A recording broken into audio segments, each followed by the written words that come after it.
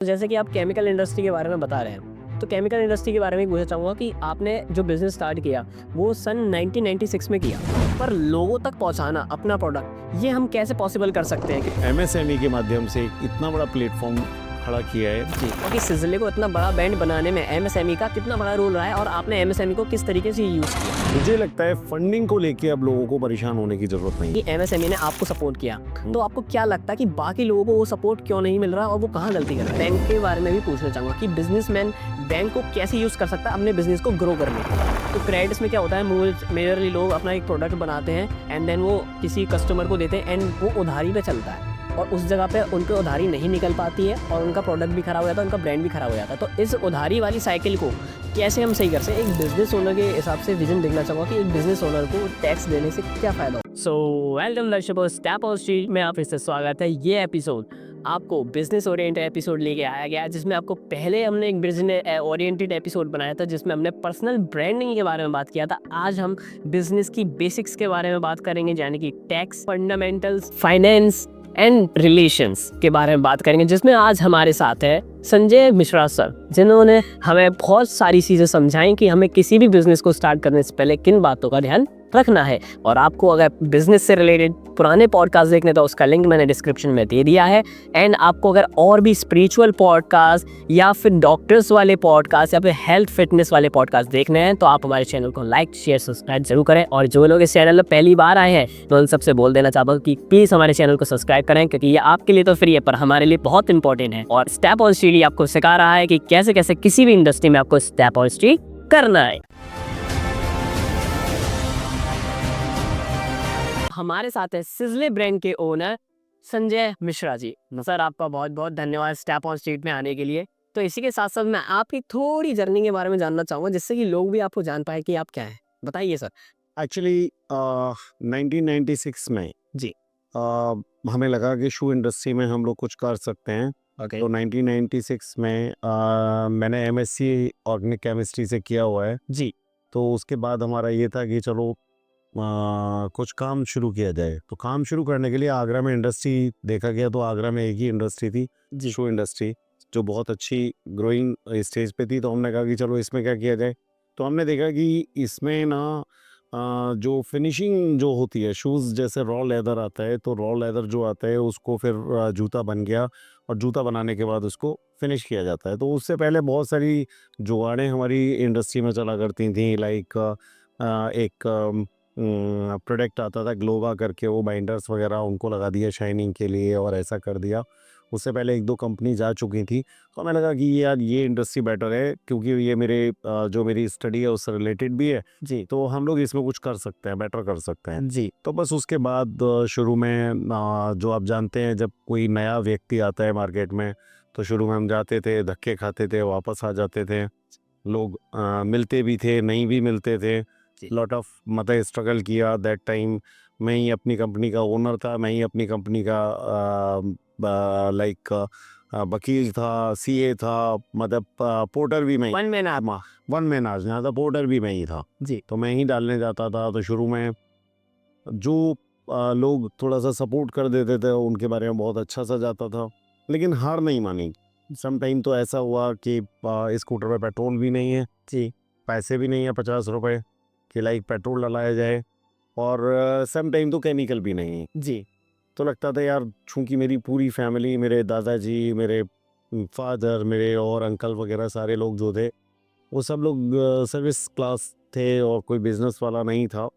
तो लगा यार कि हम लोग गलत जगह आ गए, हम बिजनेस वाले लोग नहीं हैं, जी। हमें बिजनेस नहीं करना चाहिए। तो ये जो पॉडकास्ट देख रहे हैं वो लोग बिजनेस सीखना चाहते हैं, तो उसके लिए मैं आपसे क्वेश्चन पूछना चाहूँगा कि आप पहले नॉन बिजनेस बैकग्राउंड से थे एंड देन आपने बिजनेस बैकग्राउंड में एंट्री की। तो आप मुझे ये बताइए आपको क्या पॉइंट लगा कि मेरे को बिजनेस में जाना चाहिए? नहीं, मेरे फादर ने, इनफैक्ट मैं इस बात का पूरा 100% जो श्रेय दूंगा मैं अपने फादर को दूंगा। जी। मेरे फादर जो थे वो एक उत्तर प्रदेश सरकार का एक डिपार्टमेंट होता है, ग्रामीण विकास विभाग, ओके। उसमें सिंपल अकाउंटेंट थे। ओके। उन्होंने मेरे से कहा, क्योंकि वो अपनी लाइफ लॉन्ग बहुत ईमानदार रहे, उन्होंने कभी कोई इस टाइप का काम नहीं किया, तो उन्होंने बोला कि बेटा आप एक पान का खोखा लगा लेना, हम्म। लेकिन आप उत्तर प्रदेश सरकार में क्लर्की मत करना। जी। क्योंकि आपका जीवन निकल जाएगा बस यही कि हमारा ये आपकी ये इंक्रीमेंट है, ये इंक्रीमेंट है। तो बेसिकली जो उन्होंने वो लाइन दे दी थी, एक सेंटेंस दे दिया था, मैं उसको पकड़ के चला और मैंने शुरू से माना ही नहीं कि मुझे मतलब जॉब करना है। मैंने जॉब के लिए कभी सोचा ही नहीं, मैंने कभी देखा ही नहीं जॉब के लिए। जी, ठीक है। तो जैसे कि आप केमिकल इंडस्ट्री के बारे में बता रहे हैं, तो केमिकल इंडस्ट्री के बारे में पूछना चाहूँगा कि आपने जो बिज़नेस स्टार्ट किया, वो सन 1996 में किया। उस समय पे केमिकल्स के बारे में ज़्यादातर लोगों को अवेयरनेस नहीं थी। हाँ। एंड देन आपने केमिकल्स को ही क्यों चुना अपने बिज़नेस के लिए? मेरे फादर इन लॉ ने थोड़ा-सा मुझे कहा कि आप इस इंडस्ट्री को जॉइन कर सकते हैं, ओके, है ना? तो मुझे लगा कि हाँ, देखा जा सकता है, ओके। हम कर सकते हैं। फिर जब मैं गया और मैंने मार्केट सर्वे किया, फैक्ट्रीज़ में जाता था, मैं वहाँ देखता था, क्योंकि ये मेरी हॉबी थी। जी, मेरी हॉबी थी, फ्रैंकली स्पीकिंग ये मेरी हॉबी थी। मुझसे किसी ने नहीं कहा, क्योंकि वहाँ नॉर्मली मैंने आपको बताया जैसे ब्लैक क्रीम आ गई, ब्लैक लगा दी, शाइनिंग वाली लगानी है, शाइनिंग वाली लगा दी। मैंने वहाँ जा के देखा यार लोग ज़रा-ज़रा सी चीज़ों के लिए और ऐसे परेशान रहते हैं, तो मुझे लगा कि नहीं कुछ तो चेंज करना चाहिए। तो लाइक शुरू में हमारे पास ना इतना पैसा था, ना इतने मेजरमेंट के लिए चीज़ें थी, कुछ भी नहीं था। तो हम लोग क्या करते थे, जैसे हम लोगों ने पहले केमिस्ट्री में हम लोग प्रैक्टिकल करते थे, तो यहाँ वहाँ ब्यूरेट और पिपरेट वगैरह रहते थे। बिल्कुल। तो हमने कहा यार हम वहाँ से ड्रॉप करके इसको करते हैं। तो हमने जैसे 5 ड्रॉप ली कोई चीज़, तो हमने 5 लीटर ले लिया। तो हम लोगों ने इस टाइप से मतलब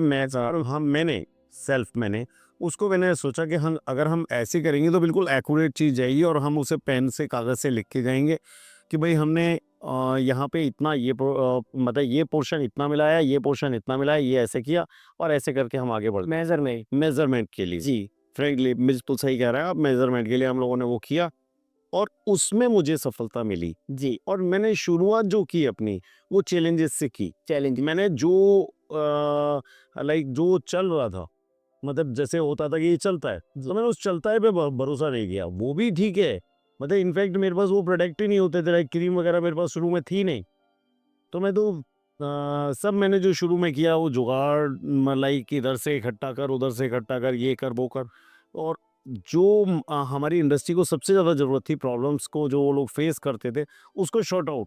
जी, तो मैंने उसको सॉर्ट आउट करना शुरू किया। जी। तो मेरी लाइफ का टर्निंग पॉइंट आ गया। कि आपने अपना एक प्रोडक्ट बनाया जिसमें आपने केमिकल्स को मैनेजमेंट किया एंड देन जाके आपने एक फाइनल प्रोडक्ट बनाया, पर लोगों तक पहुंचाना अपना प्रोडक्ट, ये हम कैसे पॉसिबल कर सकते हैं? क्योंकि आज के टाइम पे सब लोग बिजनेस स्टार्ट करना चाहते हैं, पर मेजरली उनको एक प्रॉब्लम ये आती है कि वो अपना प्रोडक्ट लोगों तक कैसे पहुंचाएंगे। तो आप नहीं, बताएं। देखिए इसके लिए मैं जहाँ तक समझता हूँ इंडस्ट्री के लिए, कोई भी इंडस्ट्री हो ना कि ये लाइक जैसे आजकल क्या है कि आजकल फूड स्ट्रीट बहुत ज़्यादा मार्केट में खुलती जा रही हैं। अब फूड स्ट्रीट में क्या होता है, लोगों ने देखा कि इसका ये प्रोडक्ट बहुत बिक रहा है, मैं ये भी लगा लेता हूँ। जी, नहीं, आपको पहले ये देखना है कि हम क्या करें, जो हम स्वयं कर सकते हैं, जो जिस कार्य को हम कर सकते हैं। मान लीजिए अगर आपको लगता है कि मैं तो यार गाय का दूध बहुत महँगा बिकता है, मैं तो गाय पाल लेता हूँ। लेकिन क्या आप गाय पालने में आपने सोचा कि मैं इतने एम्प्लॉइज़ रख दूँगा और वो करेंगे और इन केस वो एम्प्लॉइज़ चले गए जी, तो क्या आप उसकी सफाई कर सकते हैं? क्या आप उसका दूध निकाल सकते हैं? जी, अगर आप ये काम कर सकते हैं तो आप उस काम को करिएगा, जी, नहीं तो आप मत करिएगा। तो मतलब हमें देख के नहीं भागना है। हमें फर्स्ट ऑफ ऑल कोई भी काम करने से पहले, शुरू करने से पहले हमें उसकी एक स्टडी करनी चाहिए और वो स्टडी सेल्फ होनी चाहिए। Self awareness. हमें किसी ने कह दिया यार ये काम कर लो, ये बहुत अच्छा है, जी, आप इसे कर लो, ये बहुत, हमें किसी को देख के कि यार ये अभी तो बहुत, इस पे कुछ भी पैसा नहीं था, इसने थोड़े दिनों में बहुत पैसा कमा लिया, जी, मैं भी ये काम कर लेता हूँ। नहीं, फर्स्ट ऑफ ऑल उसके मेरिट्स और डिमेरिट्स को दोनों को देखना चाहिए दोनों देखो। और एक अपना सेल्फ एस्टिमेशन करना चाहिए कि वास्तव में मैं इस कार्य को करने लायक हूँ या नहीं। Find your type. आपका टाइप क्या है? बिल्कुल जी, बिल्कुल, तो बस उसी काम को आप करते रहेंगे तो आप आगे बढ़ जाएंगे, आपकी सफलता को कोई नहीं रोक सकता। हो गया। तो पर आप इसके साथ एक-एक ये चीज़ भी ज़रूर बताइए कि अपना प्रोडक्ट को कैसे पहुँचा सकते हैं बाकी लोगों के पास? नहीं, जैसे मैं अपनी इंडस्ट्री को लेके आपको बता सकता हूँ। जब मैं गया, मैंने आपको बताया, मैंने देखा कि वहाँ पे लोगों के साथ ये प्रॉब्लम्स आ रही हैं, सिली सी प्रॉब्लम्स थी। लाइक उनका colour little bit plus minus होता था जी, और उसको उनको करने के लिए कुछ नहीं था। उसे हमारे आने से पहले लोग जो इंडस्ट्री में थे, वो क्या करते थे, क्रीम में आपने हल्का सा पिगमेंट डाल दिया, डाई डाल दी, उसको कर रहे हैं, तो उससे एक लाइनिंग आ रही है, मतलब वो एक सैटिस्फैक्टरी नहीं होता था। जी, तो वो सिंपल सा एक वो था कि हाँ चलता है। जी, तो हमने आने के बाद उसको पहले क्या किया, एक बेस उसका बनाया और बेस उसका बनाने के बाद ऊपर से क्रीम को, जो क्रीम थी जिस फॉर्म में थी, उसको लगाया। जी, तो लोगों को लगा कि नहीं यार बंदे में कुछ तो है, कुछ चेंज है। तो बस यही होता है। तो जब आप अपने प्रोडक्ट में कुछ ऐसा लाते हैं जी कि जो मार्केट से अलग हटके होता है, जी तो डेफिनेटली वो बिक किसी भी बिजनेस में सबसे बड़ी चीज होती है उसका फाइनेंस। एक फाइनेंस मैनेजमेंट हम कैसे कर सकते हैं अपने ब्रांड बनाते वक्त? देखिए, अब तो जो आज की गवर्नमेंट है, उस समय तो ये होता था कि हम किसी भी बैंक में जाते थे, बैंक मैनेजर हमारी उसको देखता था, बैकग्राउंड को देखता था, हमारे पास कोई बहुत ज़्यादा प्रॉपर्टीज़ नहीं होती थी, इन सब चीज़ों को देखते हुए तो सभी लोग रिफ्यूज़ कर देते थे जी फंडिंग के लिए। बट राइट नाउ मैं देखता हूँ, राइट नाउ तो गवर्नमेंट ने एमएसएमई के माध्यम से एक इतना बड़ा प्लेटफॉर्म खड़ा किया है जी कि अगर वास्तव में कोई बिजनेस स्टार्ट करना चाहता है, जी तो जो उन्होंने एक अभी जो स्कीम चलाई है, स्टार्टअप स्टार्टअप स्टार्टअप के थ्रू स्टार्टअप इंडिया। स्कीम, जैसे कि आपके पास कोई अपना एक प्रोजेक्ट है, आपके पास आपके दिमाग में कुछ है और आप उसमें कर सकते हैं। गवर्नमेंट भी इनफैक्ट अपनी इंडस्ट्री बता रही है कि आप जैसे कि मिल्क में या डेयरी में, मतलब फूड प्रोसेसिंग में, लॉट ऑफ सेक्टर तो गवर्नमेंट ही बता रही है कि आप इसमें कर सकते हैं, करिएगा। तो वहाँ से गवर्नमेंट विदाउट एनी कोलेटरल आपको लोन भी प्रोवाइड कर रहे हैं। और एमएसएमई से इनफैक्ट मैं कहूँगा कि हमने एक जैसे मैन्युफैक्चरिंग यूनिट लगाई है, जिसमें हमारा स्पेन की एक कंपनी के साथ टाई अप होने जा रहा है वेरी शॉर्टली। तो हमारा सिजली जो ब्रांड है वो मैन्युफैक्चरिंग इन इंडिया, 100% वो प्रोडक्ट इंडियन होंगे। But technical collaboration with such एक ग्रुप है जिसका अभी नाम नहीं लूँगा, बहुत अर्ली स्टेज है, जी वो स्पेन का होगा, तो उसमें टेक्निकल कोलैबोरेशन भी तो वो हो जाएगा। तो एक्चुअली क्या है कि जितना भी जूता बिकता है, ओके वो जूता हमारी अपनी इंडस्ट्री में तो बिकता ही है, उसके साथ एक्सपोर्ट होता है जी। फॉरेन कंपनी का वहाँ होना ज़रूरी होता है। तो मुझे लगता है फंडिंग को लेके अब लोगों को परेशान होने की ज़रूरत नहीं है। तो आप जैसे एमएसएमई के बारे में बता रहे हैं तो मैं इसलिए सिजले के बारे में पूछ रहा हूँ कि सिजले को इतना बड़ा ब्रांड बनाने में एमएसएमई का कितना बड़ा रोल रहा है और आपने एमएसएमई को किस तरीके से यूज किया? निसंदेह हम लोगों को लगा कि हम लोग इधर से उधर से प्रोडक्ट लेके और ये करते रहेंगे तो हम सिजले को कभी एक ब्रांड नहीं बना पाएंगे। जी तो उसके लिए हमें थोड़ा-सा मशीन्स की और इसकी ज़रूरत थी, तो हमने एमएसएमई में फिर अपना रजिस्ट्रेशन कराया। रजिस्ट्रेशन कराने के बाद एमएसएमई ने उसमें हमारे पास जो सब्सिडी आती है, वो सब्सिडी इनफैक्ट मैं ले भी चुका हूँ कि मुझे सब्सिडी मिल भी चुकी है। मशीन्स जो हमने बाय करी, उन पर हमें सब्सिडी मिल चुकी है और जो हमारी फंडिंग भी है, वो भी एमएसएमई के द्वारा है और बहुत अच्छी फंडिंग है तो वो। आपने वो फंडिंग कैसे रेज करी, मतलब उसका क्या प्रोसेस है एमएसएमई में आने का? एमएसएमई में पहले आपको फर्स्ट ऑफ ऑल जाके गवर्नमेंट के पोर्टल पे जाके आपको रजिस्टर्ड कराना है और एमएसएमई मतलब, लेकिन आपके पास मैन्युफैक्चरिंग यूनिट होना चाहिए, ओके, मैन्युफैक्चरिंग यूनिट होना जरूरी होना ज़रूरी है। आपको दिखाना पड़ेगा कि हम ये मशीनें ले रहे हैं, हम ये कर रहे हैं, पूरा उसका प्राइसिंग वगैरह सारा दिखाना पड़ेगा। फिर गवर्नमेंट का उस पे रहता है 25% वो लोग सब्सिडी देते हैं, सब्सिडी दे के आपको, तो वो आपको बेनिफिट मिल जाता है। सपोज़ करिए अभी 1 लाख रुपए की कोई चीज़ है, तो वो आपको 75,000 में ही पड़ रही है। जी तो ये आपके लिए एक सपोर्ट हो जाता है। बहुत अच्छा। तो जैसा कि आप बता रहे हैं कि एमएसएमई ने आपको सपोर्ट किया, हुँ। तो आपको क्या लगता है कि बाकी लोगों को वो सपोर्ट क्यों नहीं मिल रहा और वो कहाँ गलती कर रहे हैं? मुझे लगता है जहाँ तक है गवर्नमेंट की स्कीम्स तो सभी के लिए ओपन है और आज की डेट में ऐसा नहीं कि हमें किसी डिपार्टमेंट में जाना है, वो सारा सब कुछ जो है ना आजकल कंप्यूटर पे है, पोर्टल पे है, आप जाएँ वहाँ सर्च करें तो सारी चीज़ें हैं। लेकिन लोग चाहते हैं कि गवर्नमेंट खुद आए और आके दे जाए। जी ऐसा तो नहीं होगा सर, गड्ढा तो आपको ही खोदना पड़ेगा, तभी पानी मिलेगा। तो आप चाहेंगे डेफ़िनेटली मिलता है, चीज़ें हैं ठीक है, सम टाइम आपको 1-2 चक्कर एक्स्ट्रा लगाने पड़ जाते हैं। जी वो होता है, सब थोड़ा-सा भागेंगे, जाएँगे तो आपको सब कुछ मिलेगा। सब कुछ मिले, लेकिन कोशिश आप ही को करनी पड़ेगी। कोशिश आपको नहीं, मतलब आपको ये नहीं लगेगा कि संजय मिश्रा को मिल गया है, तो संजय मिश्रा आके आपको दे जाएँगे, नहीं।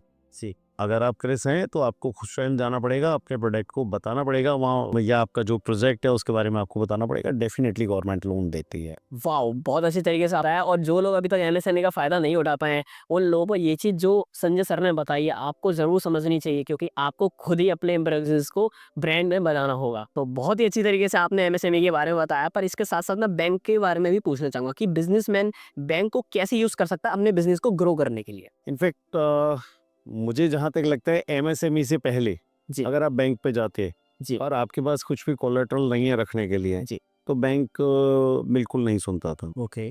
तो राइट नाउ आपके पास अपना कोई प्रोजेक्ट होना चाहिए, ऐसा नहीं 100% मैन्युफैक्चरिंग यूनिट होना चाहिए। जी, लेकिन जो हमारे स्टार्टअप हैं, स्टार्टअप में 10 आई थिंक, जहाँ तक मुझे याद है 10 लाख रुपए तक तो गवर्नमेंट कोई भी काम करने के लिए वैसे ही दे रही है। उसमें मैन्युफैक्चरिंग यूनिट की ज़रूरत नहीं है। बट आपके पास अपना कोई एक वैलिड प्रोजेक्ट होना चाहिए, वो मतलब उसके लिए विदाउट कोलेटरल गवर्नमेंट लोन दे रही है, कि इससे पहले कभी नहीं हुआ। आपका किस क्लियर प्रोजेक्ट होना चाहिए जिससे कि आपका विजन हो। हाँ, बिल्कुल आपका एक विज़न होना चाहिए। जी।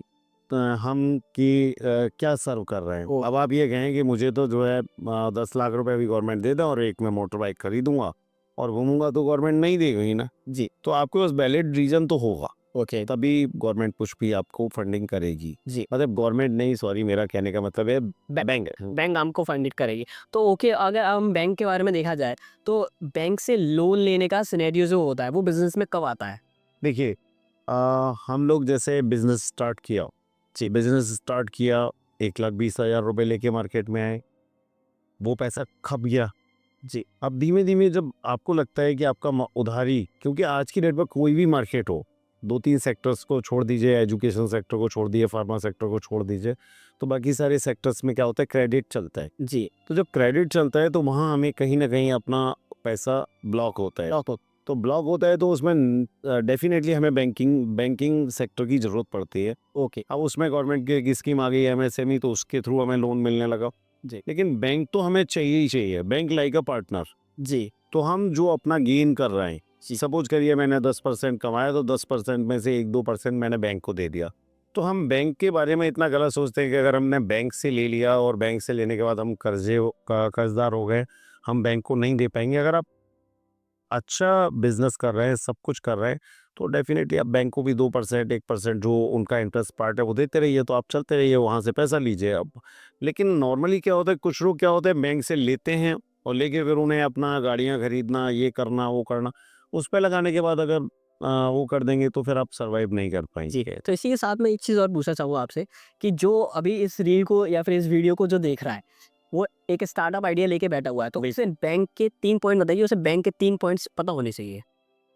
देखिए, आज की डेट में स्टार्टअप में आपको बैंक दे ही रही है। आपके पास वैलिड होना चाहिए, आपकी सीए सर्टिफाइड रिपोर्ट होनी चाहिए, सब कुछ आपका एक प्रोजेक्ट तैयार होना चाहिए कि हम इसे करना चाहते हैं। और हमारी लिमिट ये है, हमें एक लिमिट सेट करनी पड़ेगी। हमें इस बिज़नेस को स्टार्ट करने के लिए लाइक 10 लाख रुपए चाहिए, 20 लाख रुपए चाहिए, 50 लाख रुपए चाहिए, तो डेफ़िनेटली आप बैंक में देंगे, वो आपका फंड रेज़ करेंगे। लेकिन उसके लिए थोड़ा-सा आपको वहाँ जो बैंक मैनेजर है, देखिए हर बैंक में सेम मैनेजर नहीं होता। जी। Different different manager. मैनेजर्स होते हैं। देखिए इससे पहले क्या था, पास्ट में कि प्राइवेट बैंक्स नहीं थी, जब गवर्नमेंट बैंक थी तो थोड़ा सा फंडिंग टिपिकल होती थी। ओके। बट आज की डेट में तो इतनी सारी मतलब खुद मुझे लगता है, मैं तो अभी बैंक जाता ही नहीं, बैंक वाले खुद मेरे पास आते हैं। तो जब आप अपने बिजनेस को टाइम टू टाइम आप पेमेंट देते रहेंगे और टाइम टू टाइम आप बैंक से पैसा लिया या मार्केट से जब आपका पैसा आया तो आपने बैंक का पैसा मतलब टाइम से गया, तो बैंक आपको कभी डिनाई नहीं करेगा। जैसे मैं आज बताता हूँ, मैं मेरे पास बैंक खुद आते हैं और खुद कहते हैं कि आप बताइए, मतलब इससे आप इस बैंक से इसमें स्विच कर जाइए, हम आपको ये कर देंगे। इससे पहले कभी ऐसा नहीं होता। जी। हम स्वयं चक्कर लगाते थे, नेशनलाइज्ड बैंक होती थी जी। मादक के खाने। आज की डेट में तो अगर आपके पास वैलिड स्टार्टअप है, प्रैक्टिकलिटी है। हाँ, ओके। तो डेफिनेटली बैंक आपको देगी। Okay, okay. तो जैसा कि आपने एक चीज़ और बताई, मैं इस चीज़ पे भी आऊँगा बैंक एंड गवर्नमेंट के पास पे। पर उससे पहले मैं एक और चीज़ पूछना चाहूँगा कि आपने क्रेडिट्स के बारे में बात करा। तो क्रेडिट्स में क्या होता है, मेजरली लोग अपना एक प्रोडक्ट बनाते हैं एंड देन वो किसी कस्टमर को देते हैं एंड वो उधारी पे चलता है और उस जगह पे उन पे उधारी नहीं निकल पाती है और उनका प्रोडक्ट भी खराब हो जाता है, उनका ब्रांड भी खराब हो जाता है। तो इस उधारी वाली साइकिल को कैसे हम सही कर सकते होता क्या है, जब डेफिनेटली ये बात बिल्कुल सच है कि जब आप एक अपना नया प्रोडक्ट लेके जाते हैं तो मार्केट में आपको कोई नहीं जानता है जी। कि आपके प्रोडक्ट में क्या है। जी। ये तो जब आप उसको बताते हैं और अब चीज़ों को प्रेजेंस करते हैं तो शुरू में आ, जो आपका प्रोडक्ट है वो बिकेगा, तो उसके लिए 2-3 चीज़ें होती हैं। एक आपका प्राइस दम होना चाहिए, जी। कॉम्पिटिटिव होना चाहिए और उसे, दूसरा आपकी सर्विस उनसे बेटर होनी चाहिए, जी। तीसरा आप उनको कितना क्रेडिट दे सकते हैं। जी। तो ये तीनों चीज़ें, अगर आप तीनों चीज़ों का समावेश करके चलेंगे तो ही आपका प्रोडक्ट आगे मार्केट में जाएगा। जी। अगर आपने ये सोचा है कि नहीं, मैं तो ये प्रोडक्ट बनाया है और ये प्रोडक्ट बना के मैं मार्केट में लेके जाऊंगा और ये प्रोडक्ट बिक जाएगा, तो जितना मेरा एक्सपीरियंस है उस एक्सपीरियंस के साथ नहीं बिकेगा। क्योंकि आज की डेट में कोई भी इंडस्ट्री ऐसी नहीं है कि जो मार्केट में अकेले है। ओके, मतलब सारे के सारे कॉम्पिटिटर ऑलरेडी पहले से होते हैं, तो उनके प्राइस, उनकी क्वालिटी, सब कुछ मार्केट में पहले से उसकी एक्सेप्टेंसी होती है। ओके, तो अब आप नए हैं और नए जाके आप सोचेंगे, लेकिन उसके लिए ये होता है कि आपको अपना जो प्रॉफिट ऑफ रेशियो है वो इस टाइप से सेट करना होता है कि जैसे मैंने आपको बताया कि अगर आपने बैंकिंग के थ्रू आपने फंडिंग ली, आपने कुछ अपना पैसा डाला, कुछ वो किया, तो जैसे हमारी इंडस्ट्री में कि हमने 3 मंथ्स का साइकिल लिया, तो एक एक इंटरेस्ट का पार्ट आपको उसमें जोड़ के चलना पड़ेगा। और आपको ये ध्यान में रखना पड़ेगा कि सपोज करिए कि वहाँ पे 2 पार्टीज़ या 3 पार्टीज़ मेरा पैसा लेके भाग जाते हैं और वो मुझे पैसा नहीं देते हैं, उनके यूनिट बंद हो जाते हैं, वो इस कंडीशन में नहीं होते कि वो पैसा दे पाएँ। जी, तो वहाँ सारी कैलकुलेशन पहले से करके रखा होता है। उसमें हमने जैसे 1 से 2% बैंक के लिए रखा, तो 1 से 2% हमने बैड डेट्स के लिए भी रख दिया कि भई ये हमारा डूब जाएगा पैसा, तो उसको कैसे, तो वो वहाँ आपको अपने प्रॉफ़िट में से ही सब कुछ सेट करना पड़ेगा। कि जो हमारे बैड डेब्ट्स होते हैं, उनको हम कैसे रिकवर कर सकते हैं? देखिए, बैड डेट्स को रिकवर करने का सबसे बढ़िया जो तरीका है वो और कुछ भी नहीं है, जो आपका प्रॉफिट ऑफ मार्जिन है, उसको ही हमें ऐसे सेट करना है कि अगर हमारा ओवर इन ऑल ईयर में 1-1.5% पैसा ऐसा है डूब रहा है, तो उसको हमारे जैसे 10% हमारा प्रॉफिट है, तो आप उसको नेट प्रॉफिट जो एनपी बोलते हैं, जी। वो आप 5% मान के चलिए। ओके, कुछ बैंक ले जाएगा, कुछ वो ले जाएगा, कुछ और चला जाएगा, कुछ आपके डेवलपमेंट में लग जाएगा, एडवर्टाइजमेंट में लग जाएगा, तो आपके पास जो एनपी आएगा वो 5% 6% आएगा। ओके, वो आपको वहाँ लेके चलना पड़ेगा। इस जगह पे हम इस तरीके से सर्वाइव कर सकते हैं। मैंने आपको बताया ना, वो आपको अपने प्रॉफिट में ही उसको पहले से रखना पड़ेगा। एक 10% जो मेरा अपना हमारी अपनी इंडस्ट्री का है, तो हम 10% ऑलरेडी कैलकुलेट करके चलते हैं कि होल ईयर हमारा इतना तो बैड डेट जाएगी। ओके, तो उसको हमें कंट्रोल करना होता है, तो हमारा वहाँ पहले से। Okay, okay. हाँ। तो इसी के साथ मैं एक और चीज़ पूछना चाहूँगा, जैसे कि आपने अभी private bank and government bank के बारे में बात किया। तो गवर्नमेंट एंड बिज़नेसमैन के क्या रिलेशन होते हैं? आप ज़रा एक बार ये ज़रूर बताएँ। तो अब जैसे गवर्नमेंट है, गवर्नमेंट ने बहुत सारी चीज़ें की हैं, पर कहीं न कहीं मुझे अभी भी थोड़ा-सा गवर्नमेंट की साइड से कुछ छोटी-सी मतलब चीज़ें लगती हैं। गवर्नमेंट तो ऊपर से कर रही है, पर इम्प्लीमेंट होने पे नीचे में थोड़ा-सा फ़र्क आ रहा है।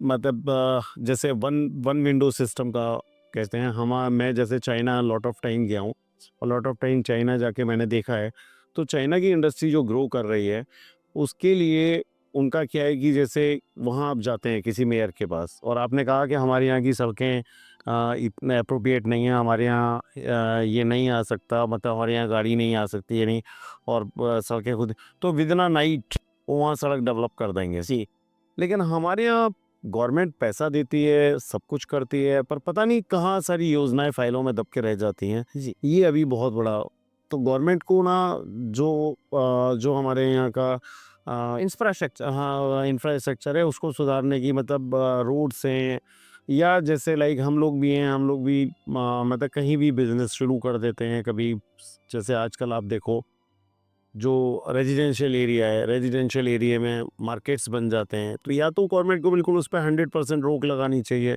जी, कई बार मन व्यथित होता है क्योंकि मैंने कई सारे कंट्री विजिट किए हुए हैं, तो उसमें जब मैं जाता हूँ, देखता हूँ, तो वहाँ जैसे रेजिडेंशियल सोसाइटी भी है, उसके आगे भी गवर्नमेंट ने मतलब जगह छोड़ी हुई है, मतलब एक एक प्लान्ड वे में सब कुछ होता है, सिस्टमैटिक होता है। जी। हमारे यहाँ उसकी हम लोग बहुत अच्छा कर सकते हैं, हमारा कंट्री बहुत अच्छा कर सकता है, लेकिन कहीं न कहीं हम लोग जो है थोड़ा-सा पीड़ित हो जाते हैं गवर्नमेंट के उसमें, कि जो सरकारी जो मशीनरी है, जी, वो उसका सपोर्ट नहीं मिल पाता। Okay, okay. उसमें वहाँ चक्कर लगाने पड़ जाते हैं, बहुत सारे वैलिड रीज़न देने पड़ते हैं और उनके इतने सिली-सिली से क्वेश्चन होते हैं, जी, तो बड़ा मतलब एक अंदर से वो लगता है कि वो लाइक जैसे हमारे यहाँ जितनी सैलरी के लोग हैं, उससे कम सैलरी का वो व्यक्ति है और वो हमें ऐसे क्वेश्चन पुट अप कर रहा है, तो बड़ा अजीब सा लगता है जी, कि यार ये हमें बता रहा है कि ऐसे कर रहे हैं और हम लोग टैक्स पेयर हैं, टैक्स दे रहे हैं, सब कुछ कर रहे हैं, जी, और उसके बाद हम लोगों को वो ट्रीट कर रहा है, तो ये चीज़ें थोड़ा-सा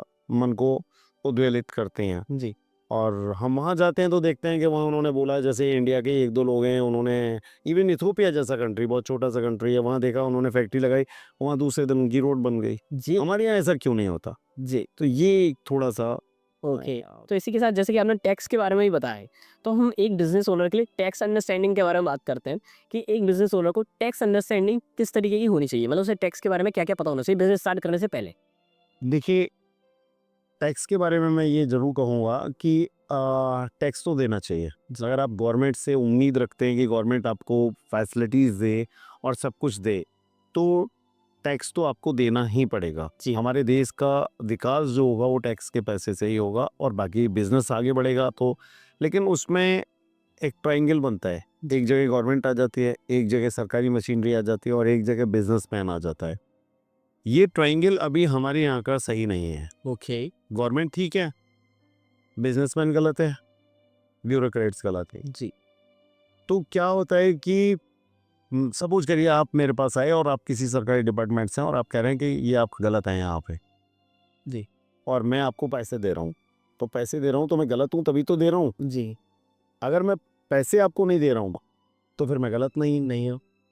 तो ये कहीं न कहीं चीज़ों का, और इसमें मेरा जो मानना है, मेरे सजेशंस हैं, हो सकता है ये बहुत छोटी-सी चीज़ है, मेरे से बड़े-बड़े लोग वहाँ जहाँ हम लोग अपनी सोच को ख़त्म करते हैं, वहाँ से वो लोग शुरू करते हैं। जी। बहुत बड़े-बड़े लोग बैठे हुए हैं, मुझे नहीं, लेकिन मुझे लगता है कहीं न कहीं थोड़ा-सा हमें, जितने मैंने कंट्री विज़िट किए उसमें मैंने देखा है, बड़ी करेंसी किसी भी कंट्री में नहीं है। जितने भी डेवलप्ड कंट्री हैं, उनमें बड़ी करेंसी नहीं है। जी।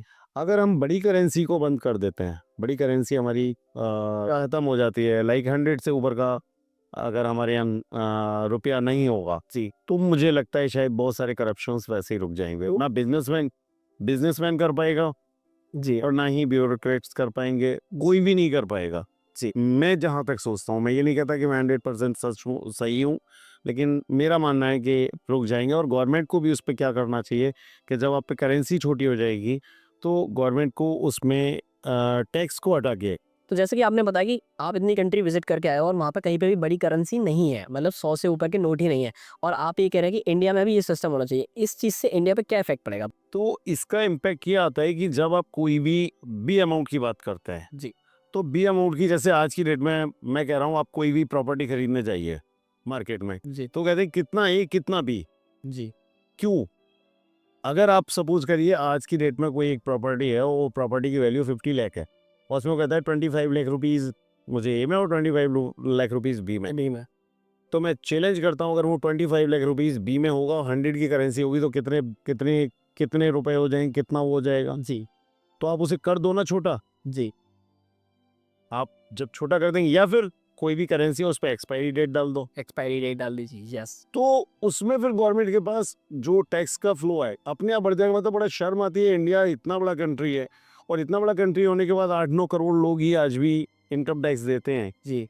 तो ये तो बड़ी गलत बात है ना। जी। और हम उम्मीद करते हैं गवर्नमेंट से कि गवर्नमेंट हमें ये फैसिलिटीज़ दे, वो फैसिलिटीज़ दे। भाई टैक्स तो देना, उसमें भी कितने सारे वो लोग हैं जो आप ये मानिएगा कि जो लोग गवर्नमेंट एम्प्लॉई हैं, जी। उनको तो मैंडेटरी हो जाता है, या जो प्राइवेट सेक्टर में काम कर रहे हैं उनकी सैलरी स्लैब वो है, तो वहाँ उनको तो टैक्स देना ही देना है। जी। लेकिन बिजनेसमैन आज भी कम टैक्स दे रहा है जी।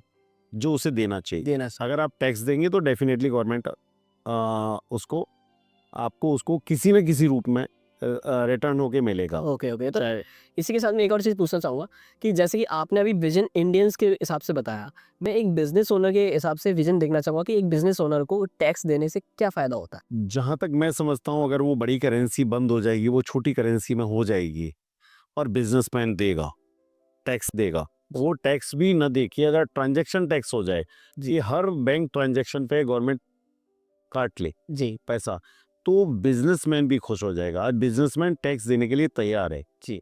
लेकिन प्रॉब्लम ये आती है, अगर वो ज़्यादा भी टैक्स देता है तो उसको वो फैसिलिटीज, जैसे 2018 में मेरा एक्सीडेंट हुआ, जी।